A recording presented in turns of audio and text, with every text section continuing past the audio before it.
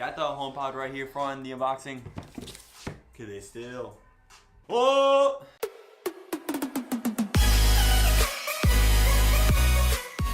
Like I said in my last video, I was going to get the HomePod, and I got the HomePod right here. Here's the HomePod box, and the actual HomePod speaker is right next to me. It has now replaced the Google Home Mini, and the Google Home Mini has now gone to the kitchen. I didn't do a pure unboxing because a lot of people have already done unboxings of the HomePod, so you don't really need to see that again, and I was just way excited to actually hear the sound coming out of the HomePod. But if you haven't seen the HomePod unboxing, I'm going to kind of do one right here. Here's the box of the HomePod. I know it's white, so it's not gonna come that well on camera, but here's a side view, here's a top view, and then here's just a plain old Big Apple logo of just, you know, here the Apple logo. But if we go and open it on up, you just gotta go like this, and you gotta wait for it to come out, and then eventually it can come out.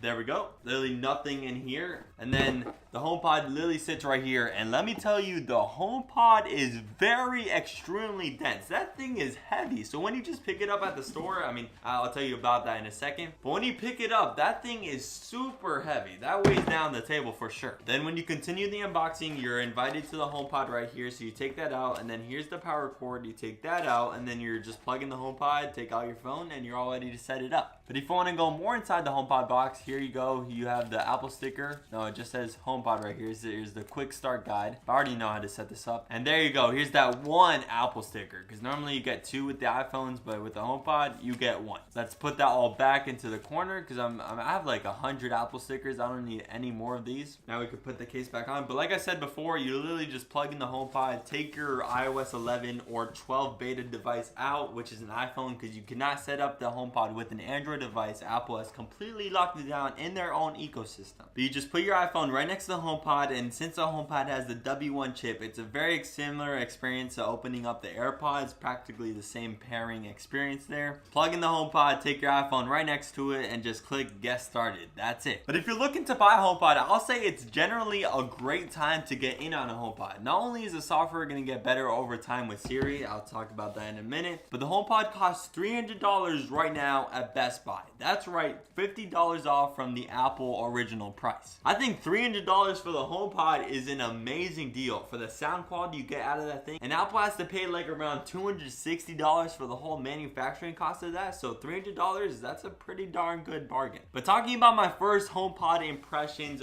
oh boy, it sounds amazing. Like every single review online has been hyping up the sound quality for the HomePod, and all those reviews couldn't get me ready for the sound that came out of that speaker right there. It's so much better than the Google Home Mini. I know that's being oblivion to the fact that the Google Home Mini only costs $30 and the HomePod costs $300, so it should be 10 times the sound quality. It's not, it's more like 5 times, but still, that's a lot of times in sound quality. The HomePod costs 10 times more than the Google Home Mini, which is gonna make an interesting point. Is it worth it or not? Why can't you just put 10 Google Home Minis around your room and then rather just get one HomePod? But I think it's worth it if you're in the Apple ecosystem. That's my first impressions right now, because the sound quality and having Siri on that thing, although Siri might not be the best, it still works with the whole Apple ecosystem. Many people are complaining that the HomePod doesn't play Spotify, but with the Google Home Mini, and I'm pretty sure the Amazon Alexa too, that doesn't play Apple Music, so it's kind of the reverse effect. So when I had the Google Home Mini, I had to say to turn on Bluetooth and then connect it to my phone to play Apple Music. It wasn't an easy process like the HomePod is. But it's a similar complication if you're using Spotify and you get a HomePod. You could only use AirPlay, albeit easier than turning on the Bluetooth. You could only use AirPlay while playing Spotify. I honestly think using AirPlay is actually much easier than turning on the Bluetooth with the Google Home Mini, but that's just my opinion because I was listening to some YouTube videos with the crisp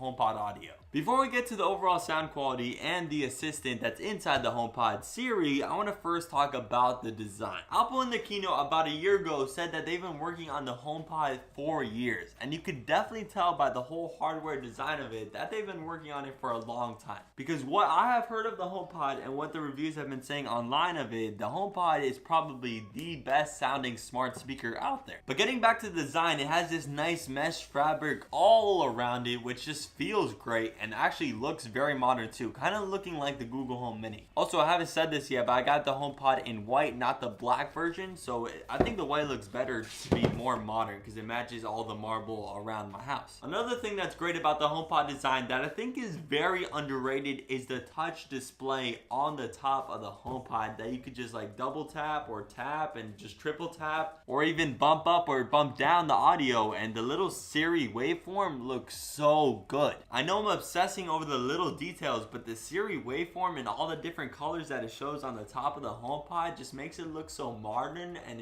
I want to look at it always. It sounds weird that you just want to look at that Siri waveform, but it looks so good. So good job Apple putting the LCD display on the top of the HomePod. It's very underrated. But I've definitely already used a feature that you could just tap to play and then tap to play the song and then just like double tap to skip forward the song. I've definitely used that already in just a few hours of me having the HomePod. But now getting to the sound quality, I was 100% impressed about the sound quality, especially the bass that comes out of the HomePod. When I'm listening to my Apple Music subscription every single day with my AirPods or just the phone speaker itself, you never hear the bass like it is in real life.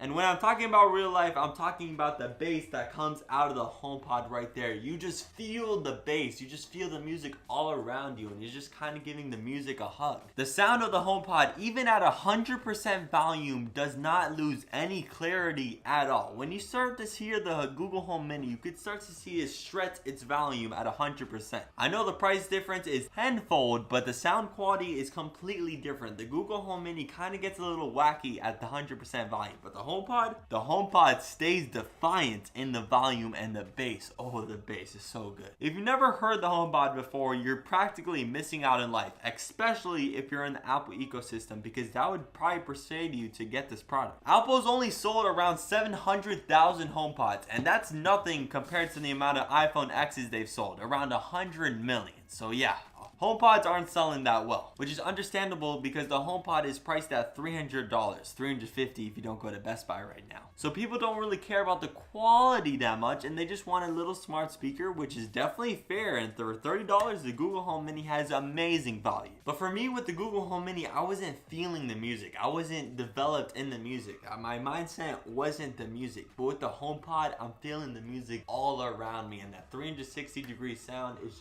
it's beautiful. But now that you know the sound on the HomePod is absolutely bonkers, let me talk about what's not absolutely bonkers, and that's Siri inside the HomePod. So here's the thing, many people are complaining that Siri is not up to the Google Assistant for what I use smart speakers for, and that's I just use it for the weather, asking questions about the weather, playing music, and setting an alarm in the morning. That's all I use it for. The Google Assistant is definitely better than Siri at asking you random questions about life, but personally, I don't do that. I don't talk with my AI assistant just yet in 2018. So all I need my assistant to do is play some music, set an alarm in the morning, and tell me about the weather practically every day. The thing is that Siri and the Google Assistant both mark all those three check marks, so they're kind of the same in my ballpark. If you ask the assistant random questions, it's not going to be in the same ballpark, but for me, Siri and the Google Assistant, they're on the same playing field. So when it comes down to it, is the HomePod worth it? And I'm not going to answer that when I've only had the HomePod for around like 3 to 5 hours. But my first impressions of the HomePod are extremely good, and I might just get a second one. I don't know, might make it $600 in total, but the stereo HomePod experience would actually